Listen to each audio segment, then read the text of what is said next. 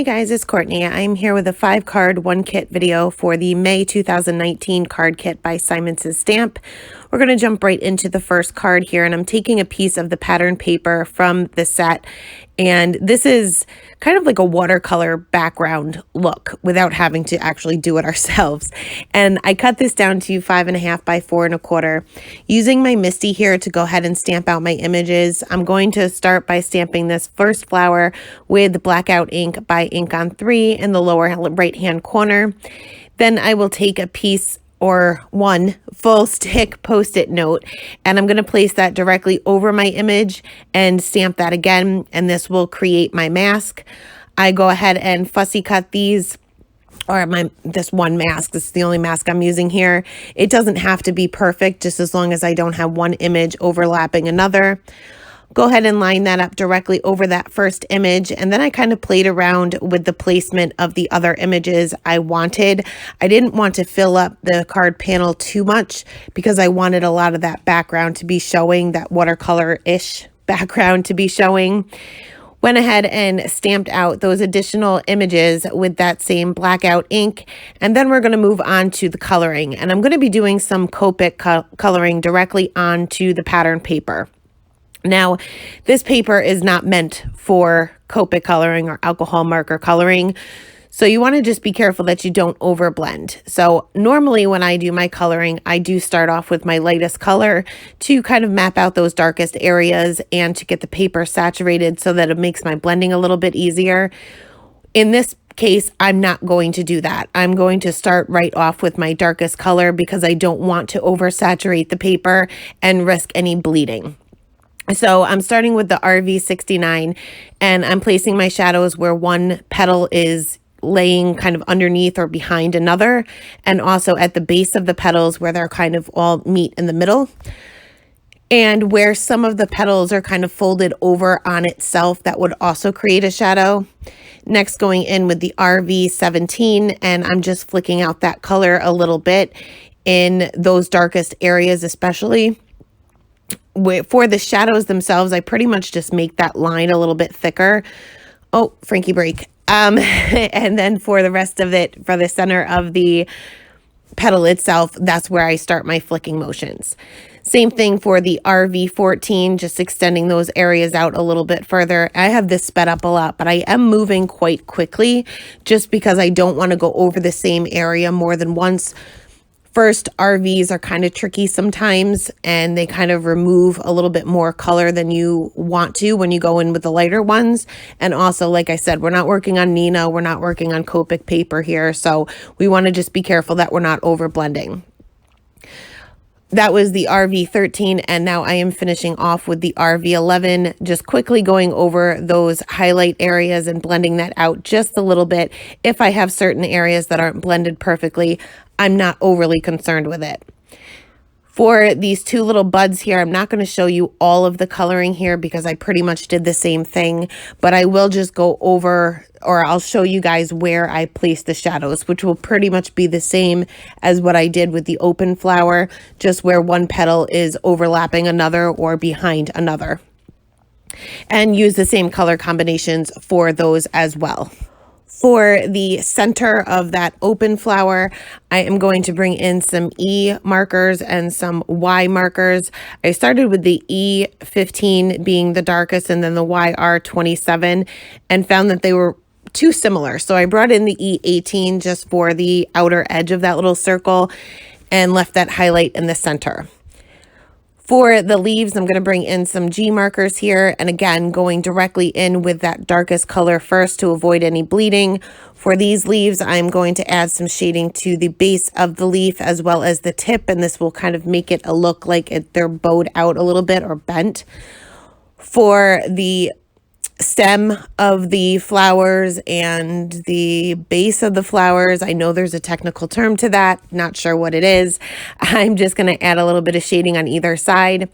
That was the G28 as my darkest color, and now I'm just flicking this color out a little bit with the G24, and then I will finish off the highlight area with the G21, and you'll see that the leaves, these larger leaves, will make it look like they have some shape to them. So once all my coloring was done, I am going to go ahead and stamp out my sentiment with black dye ink by Simon Says Stamp. This is a great ink for sentiments. It dries immediately because it is a dye ink, but you have a really nice crisp impression. So next I am going to adhere this to my card base here, and I decided that I wanted to trim this down just a little bit so that I had a small border around the edge of my card itself. So I am going to trim a little bit off the left-hand side as well as the top.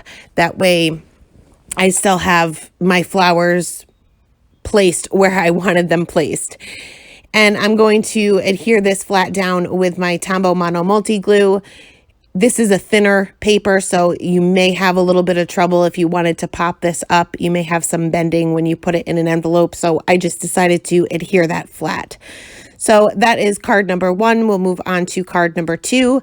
I am going to take a piece of the Silver Sparkle alcohol ink cardstock from the kit, and I'm going to use the green and the blue of the alcohol pearls. I believe it is called Tranquil and Sublime, if I'm correct. I don't have them right in front of me, but I use the blue and the green.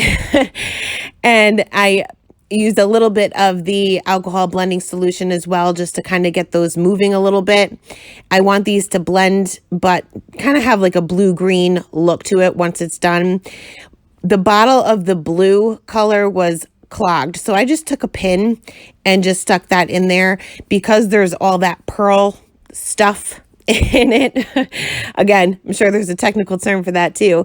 Because that's in there, sometimes that will clog up the nozzle of your bottle. Just take a pin and poke that through and you shouldn't have any issues. So once I had all of my color down and I was happy with the way it looked, to me it kind of looks like a peacock type look.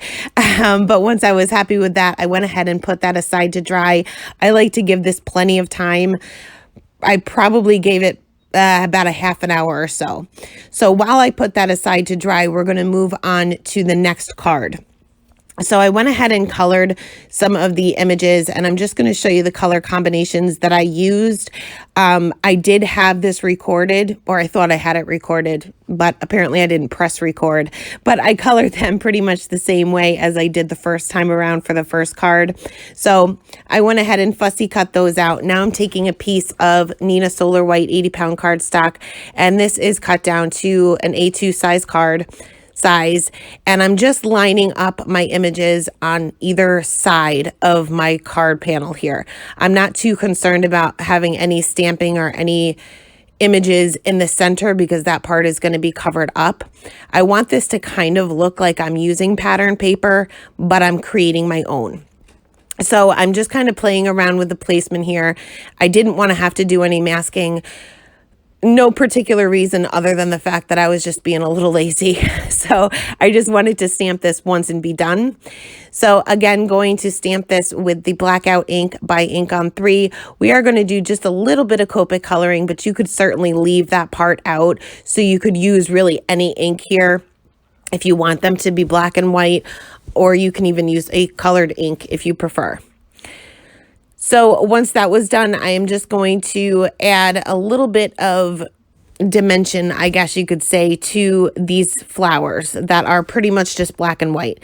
So to do that, I am going to take my C3 and my C1 as well as my colorless blender just to add a teeny tiny bit of shading to these. It won't be all that noticeable, so this part is completely optional. But I'm just adding a little bit of shading with the C3 in those very darkest areas, same as we did before. And then I'll take my C1 and I'll flick out that color a little bit, but still leave quite a bit of white space. And then finally, I'll take my colorless blender and I'm going to quickly go over pretty much the entire image to get rid of those flick lines, because I want more of a seamless blend where it will go from gray to white without having to see those flick lines. If you have a lighter C marker, you can use that too, but I don't. The C1 is the lightest gray that I have, so I find that using the colorless blender works very well for this. So I went ahead and used that same color combination for all of the flowers and leaves on the edge of my card panel here. Then I'm going to take another piece of the Nina Solar White, and I cut this down to, oh boy, I think it was 5.5 by 2.5. So this will just go down the center of my card panel there. And there I'm just making sure that I have enough room to place my colored flowers, but still be able to see the border. I'm also going to take a scrap piece of gray cardstock, and I don't know exactly what color this is because I really did get it from my scrap bin.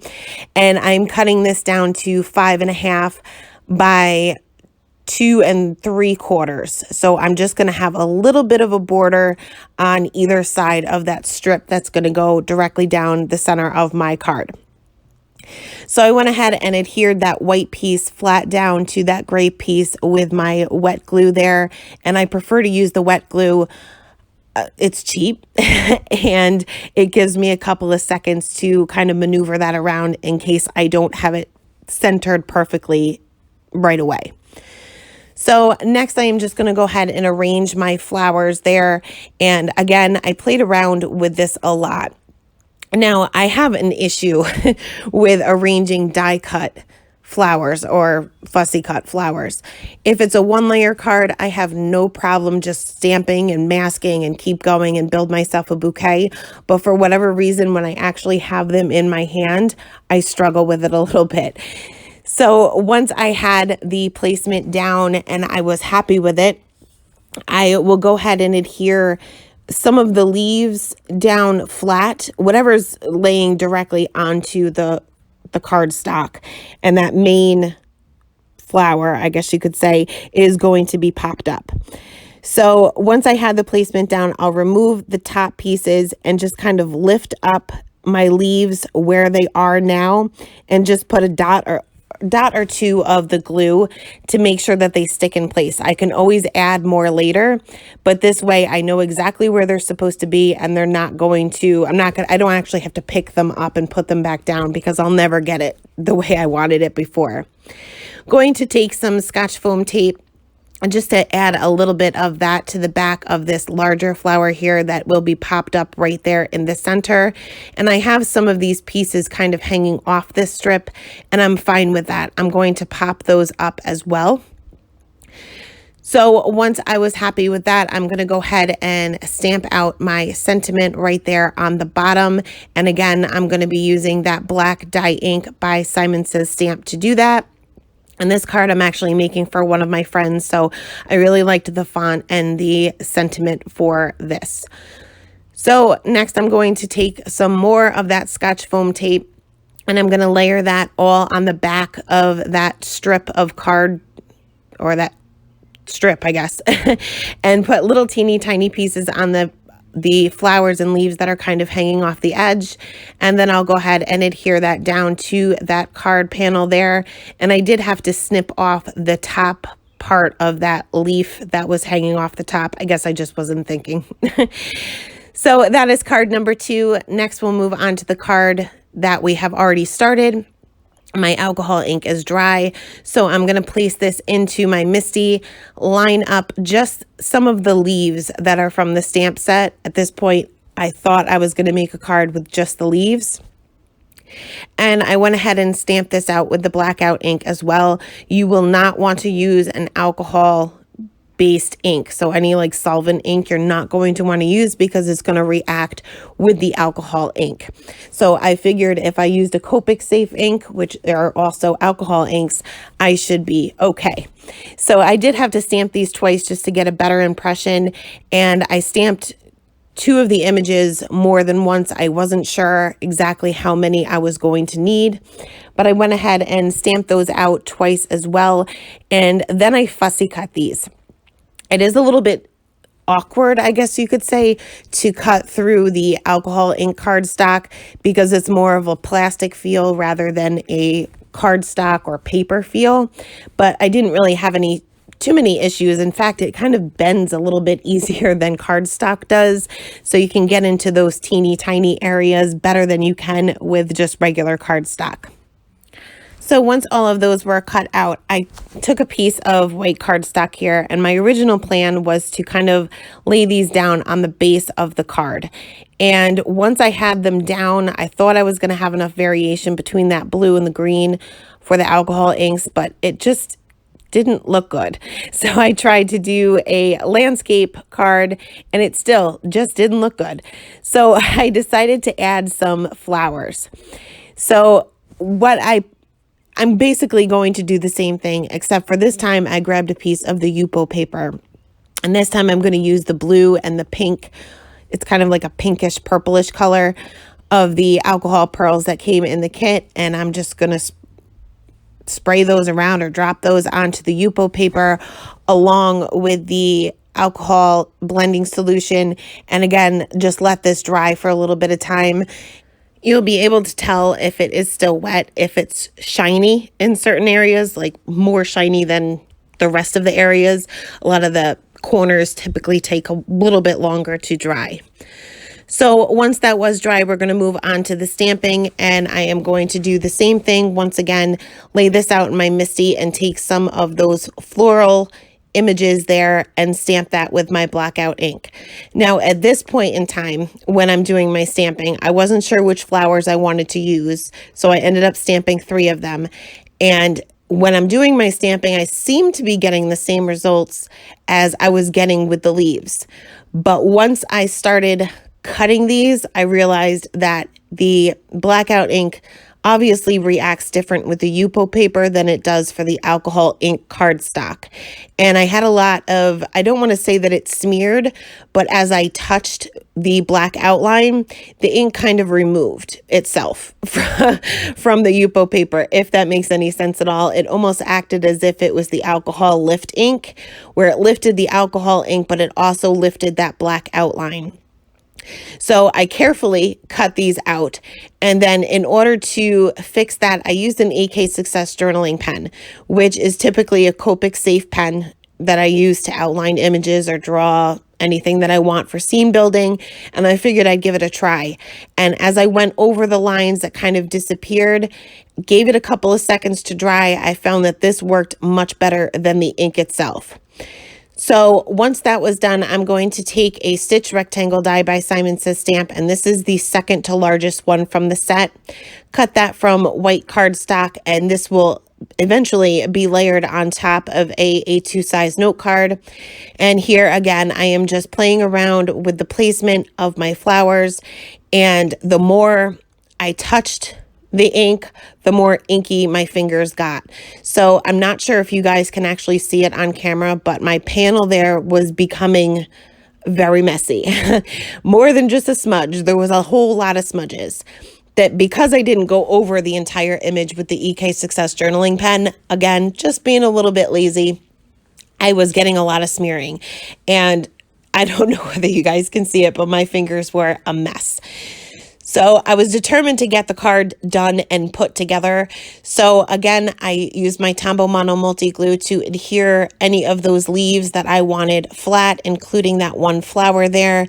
And then I will use my Scotch foam tape to pop up that other flower right there in the center. And I wasn't sure what I wanted to do with that leaf. I ended up putting that behind that smaller flower. Because this is not regular cardstock, that any wet glue is not going to dry as quick. It's kind of like the same as when you're using fun foam. It's not going to dry as quickly as if it was just regular paper to paper. Yupo paper is more of a plasticky feel and composition actually.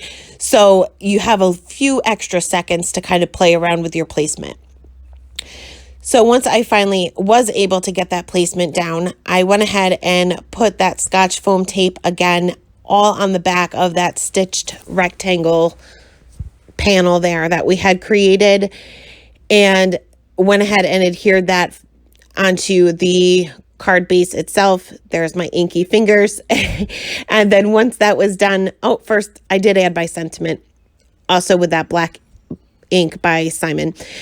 And once everything was adhered together, I ended up taking that EK Success journaling pen and I went ahead and outlined the entire image for just the flowers. I didn't have any problems with the leaves at all because I used the silver sparkle cardstock.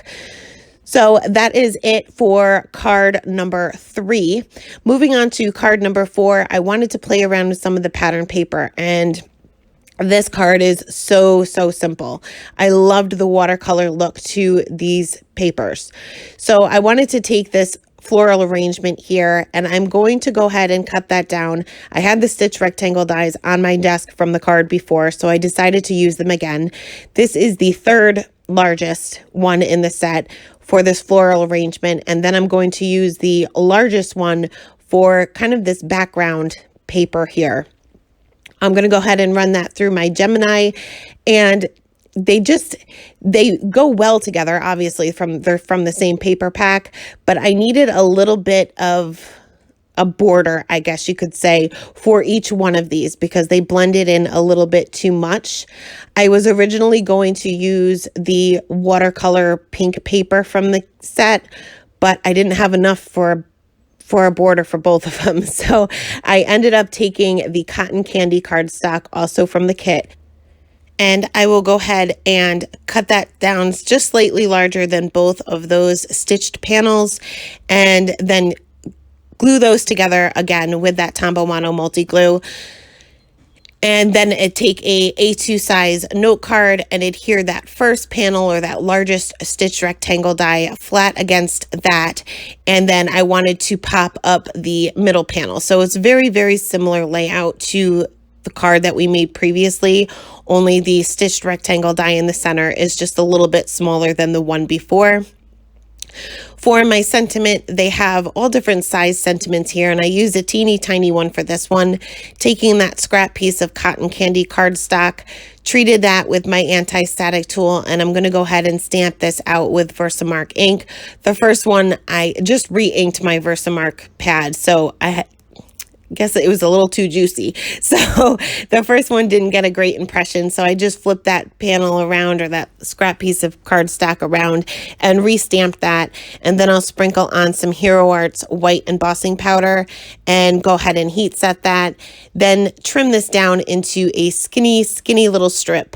I don't want the sentiment to be the main focus of the card. I really want the watercolor background to be. So I'm using my really small tonic trimmer, and I'm not even sure if they make this one anymore, but if they do, I'll link it below. This is really perfect for little sentiment strips like this. It cuts perfectly, and it's just much easier to use than the larger trimmer. So again, going to take some Scotch foam tape, adhere that to the back of that watercolor panel, or that fake watercolor panel, and pop that right in the center of my card base there. And then I'm going to trim off just a teeny tiny bit off that sentiment strip so that it fits perfectly across my middle panel. And I'm going to glue that flat down with my Tombow Mono multi glue. And again, kept this very simple. And that is all I did with that card. Next, we're going to move on to the final card. And of course, we're going to be doing a little bit more Copic coloring for this one. So I'm taking another piece of Nina Solar White 80-pound cardstock, and this is cut down to 5.5 by 4.25. I'm going to use my T-square ruler and a pencil along with the grid lines on my grid mat there to just draw a line down the center of my card panel. And this is just for placement reasons. This will be erased later. Once that was down, I'm going to go ahead and start my stamping. I am going to be stamping with Fade Out ink by Ink on 3, and we're going to be doing some very simple no line coloring. So I'm going to stamp my first image there right in the center, basically right over that line that we had created with the pencil. Mask that out, and then I will stamp some additional images also with that same ink. I want some of the images to be hanging off beyond that line on both sides, if that makes any sense. We're going to eventually cut down that line, but I want some of them to hang over. You'll see why. It's hard to explain now, but that's my plan at this point. So once my images were all stamped out, I am going to go ahead and take off that mask, and I usually just use the tip of my scissors to get it started to avoid any ripping of the paper. And you'll want to make sure that you erase all of your pencil lines, or that one single line in this case, before you do any coloring of any kind. Once you do your coloring, you will not be able to erase the line. So I'm just going to show you a little bit of the coloring here. I'm not going to show you the entire thing, but I am going to start off with my lightest color. This is actually Nina cardstock, so I can do this. And I'm just mapping out the darkest areas. Now I am doing some no line coloring, even though you can see my stamps weren't perfectly clean. So it's not true no line coloring, but it's pretty close to it. So I don't typically work with too many petals at one time. When I do that, I find it easier to work with 1, 2, or 3 petals at a time. Using the E29 as my darkest color, putting that shading basically in the same places that I had put originally, no different here, except for here you really want to make sure that you create those shadows for where one petal is laying under another, and from the middle part of the flower, because you're not going to have those lines to fall back on. It is up to you and where you put your shading, so that you can kind of differentiate between the petals and kind of figure out what the shape of the petals are. So the E29, E25, E23, and E21 are the colors that I'm using for this flower. And I also use the same color combination for the buds. And again, color those the same exact way. Not going to make you sit through all of that. Once the coloring was done, once the petals were done, I am going to switch over to some E30 markers for the center of the flower. Again, doing the same thing here, just leaving the highlight right there in the center. And we'll move on to the leaves. So again, starting off with my lightest color to map out the darkest areas. Again, doing my shading on the tips of the leaves as well as the base. Also, that one leaf is hanging underneath the flower, so that would also cast a shadow. E37 is my darkest color, and I'm also using that for the stem. So I'm just going to go directly over that stem. There's no area to actually color, so I'm not worried about doing like any shading there. I'm just going to go in solid with that E37, blending that out with the E33, and then the E31, and leaving just the center of those leaves for my highlight color, which is the E30. For the other leaves that are on the other side or on the bottom left there, I'm using the same color combination, but just doing my shading on the base of the leaves, not worried about doing any shading on the tips. Pretty much the same thing for the bottom portion of these flowers, where the flower meets the stem, I guess you could say. So once all of my coloring was complete, I am going to take a white gel pen and add those stamen back in. They've totally disappeared, so you could leave this part out, but I wanted something to kind of pop. So I just used a white gel pen and drew those in using the stamp as my guide, because I can no longer see these lines. So next I am going to take a A2 size note card, and I'm going to trim off half of one side of it. So this will be the front side of the card, and I trimmed off half. Also going to take the panel we colored here, and I'm going to start trimming on either side right where my pencil line was, being careful not to go too far where my image is. And then I'm going to go ahead and fussy cut that one side of the image. So you want to kind of be careful here, because you have a whole lot of paper around. So as I go, I'm turning my paper with my left hand, cutting with my right, leaving that pretty straight, leaving my scissors somewhat straight. And I'm trimming off any excess paper as I go along, so that it doesn't get in my way when I'm doing my cutting. So finishing off all the way to the top where I had cut with my paper trimmer. And so this will become our card panel. For our card base, we had already had that cut, half of it cut anyway. I'm going to take a piece of acetate, and the acetate that I have is already pre-cut to an A2 size card size. So I'm just going to lay that inside and use my Tombow Mono Multi Glue. You can use any adhesive that you want here. And I'm just going to close my card onto that acetate.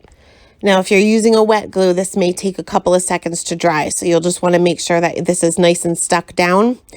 I took my flower panel there and kind of laid that down to see how that would look. And it was missing something.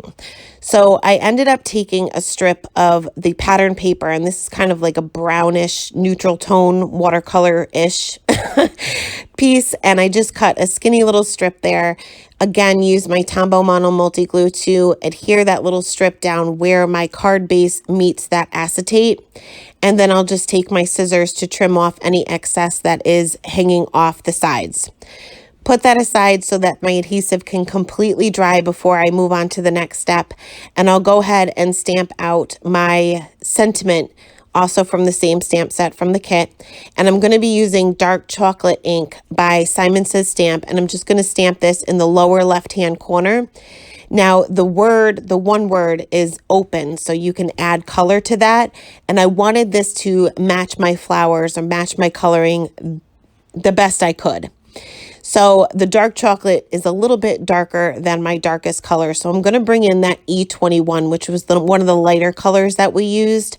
And I'm just going to fill those letters in solid. I'm not going to try to do any shading on these at all. So once that was done, again, I'm going to take that wet glue and adhere that to the back of my flowers and that panel and adhere that to my card base. Now, when you open the card, you will be able to see that adhesive showing. If that bothers you, you can place some cardstock on the inside. I just don't like too much bulk and I'm not too concerned with it. But that is card number 5. Here is a quick look at all 5 of the cards that we made today. Thank you guys so much for stopping by and have a great day. Bye.